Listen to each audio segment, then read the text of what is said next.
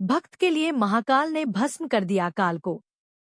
भक्त के प्रति महाकाल की अगाध आस्था की जिस कहानी का हम जिक्र कर रहे हैं, वह स्वयं भगवान कार्तिकेय ने संतों को सुनाई थी। इसके अनुसार राजा श्वेतकेतु, जो कि भोलेनाथ के परम भक्त थे, उन्होंने काल को भी जीत लिया था।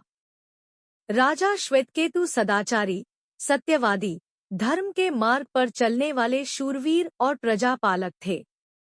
वह अत्यंत ही निष्ठा और प्रेम भाव से प्रजा का पालन और अगाध आस्था और श्रद्धा भाव से शिव भक्ति करते थे। उनके इस भक्ति भाव से महाकाल अत्यंत प्रसन्न थे। उनकी कृपा से श्वेतकेतु के राज्य के लोग दुख, दरिद्रता, अकाल मृत्यु और महामारी से अछूते थे। जब पूरी हो गई राजा श्वेतकेतु की आयु, एक दिन जब राजा श्वेतकेतु का जीवन काल समाप्त होने को था और वह भोलेनाथ की आराधना में लीन थे, तब चित्रगुप्त ने यमराज से कहा कि राजा श्वेतकेतु की आयु अब पूरी हो चुकी है, अब उनके प्राण हरने का समय है। तब यमराज ने अपने दूतों को आज्ञा दी कि वे जाएं और श्वेतकेतु के प्राण हर लाएं। यमदूत राजा श्वेतकेतु के पास पहुंचे तो वह शिव मंदिर में थे। दूत बाहर ही खड़े हो गए। श्वेतकेतु गहरे ध्यान में थे। बहुत देर हो गई, न श्वेतकेतु का ध्यान टूटा न यह दूत हिले। दूत बिना अपना काम किए खड़े रहे। जब वे वापस नहीं पहुंचे तो यमराज ने विलंब होते देखा तो कालदंड संभाला और खुद चल पड़े। जब यमराज स्वयं पहुंचे राजा श्वेतकेतु के प्राण हरने, दूतों के आने में देरी होने के चलते यमराज स्वयं ही राजा श्वेतकेतु के प्राण हरने पहुंचे, लेकिन वहां उन्होंने देखा कि वह तो महादेव की साधना में लीन है। अब तो वह सोच में पड़ गए कि इसके प्राण कैसे हरें। उन्होंने सोचा कि यह अभी पूरी तरह शिव पूजा में डूबा है, इस स्थिति में शिव पूजा का उल्लंघन नहीं किया जा सकता। तब वह भी बाहर ही खड़े हो गए। उधर जैसे ही काल को इसकी सूचना मिली तो उन्होंने तलवार निकाली और शिव मंदिर में जा घुसे।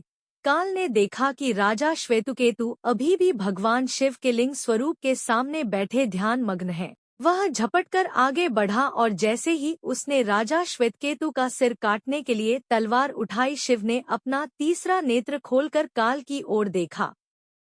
तब शिवजी के तीसरे नेत्र से ऐसे भस्म हुआ काल। भोलेनाथ का तीसरा नेत्र खुलते ही काल वहीं राजा श्वेतकेतु के सामने जलकर भस्म हो गया। थोड़ी देर बाद जब राजा श्वेतकेतु का ध्यान टूटा, उन्होंने अपनी आंखें खोली तो राख में बदल चुके काल को देखा। उन्हें चिंता हुई कि यह कौन है और क्या है। श्वेतकेतु ने भगवान शिव से पूछा, हे भोलेनाथ, ये किसकी राख है? इसे किसने और क्यों जलाया? तब भोलेनाथ ने बताया कि यह काल था जो कि तुम्हारे प्राण हरने आया था। तब राजा श्वेतकेतु को काल ने लगाया गले। राजा श्वेतकेतु ने कहा कि हे महाकाल, यह तो आपकी ही आज्ञा से तीनों लोक में विचरता है, लोक को नियंत्रण में रखता है। इसी के भय से तो लोग पुण्य कार्य करते हैं। आप इन्हें अतिशीघ्र जीवन दान दे दें। शिवजी की कृपा से काल जी उठा और उसने उठते ही श्वेतकेतु को अपने गले से लगाकर बोला, राजा, तुम जैसा तो तीनों लोकों में कोई नहीं है। तुमने तो अजय काल को भी जीत लिया। तब काल ने कहा कि इनकी नहीं होगी अकाल मृत्यु।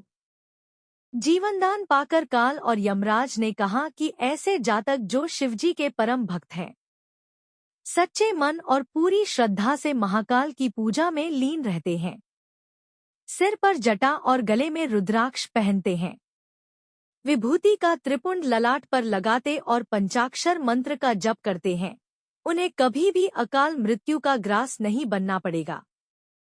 कथा के अनुसार इस आशीर्वाद के बाद श्वेतकेतु ने लंबे समय तक राज किया और फिर महाकाल की कृपा पाकर उनमें ही विलीन हो गए।